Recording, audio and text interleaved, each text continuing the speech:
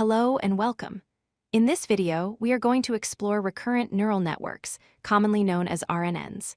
These are a special type of artificial neural network designed to recognize patterns in sequences of data, such as text, genomes, handwriting, or the spoken word. Unlike traditional networks, RNNs have a form of memory. Before we dive into the network architecture, we need to understand the data. Standard neural networks assume that inputs and outputs are independent of each other, but in the real world, order matters.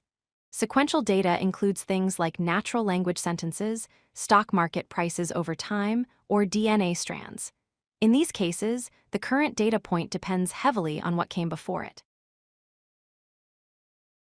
Let's compare. On the left, we have a traditional feedforward neural network. Information moves in one direction, from input to hidden layer to output. It has no memory of the past. On the right is a recurrent neural network. Notice the loop. This loop allows information to persist. It takes the output from the previous step and feeds it back into itself as input for the current step. The core innovation of an RNN is the hidden state. Think of this as the network's short-term memory. As the network processes a sequence, it updates this hidden state at every single time step. This state holds information about what the network has seen previously in the sequence, allowing it to make decisions based on context, not just the current input. It is often easier to understand RNNs if we unroll them. Imagine unrolling the loop over time. At time 0, we take an input and update the hidden state. At time 1, we take the next input, but we also combine it with the hidden state from time 0. This chain continues, passing information forward through time. This is how the network connects the beginning of a sentence to the end. Let's look at a practical example, predicting the next word in a sentence. If we feed in the words "the students are studying," the network updates its state with each word.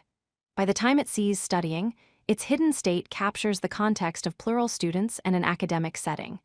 It can then assign a high probability to a word like hard or math for the output.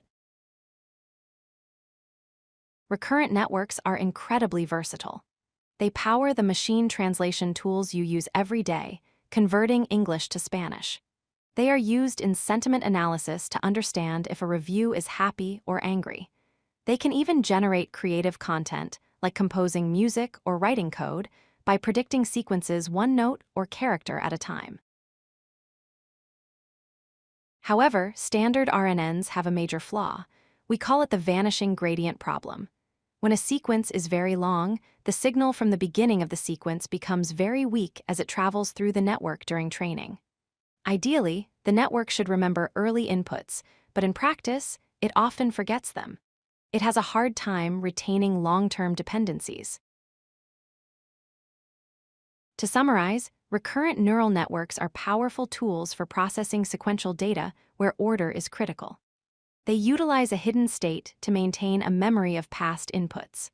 While they are revolutionary, their struggle with long sequences led to the development of more advanced architectures like LSTMs and GRUs, which we will cover in the next video.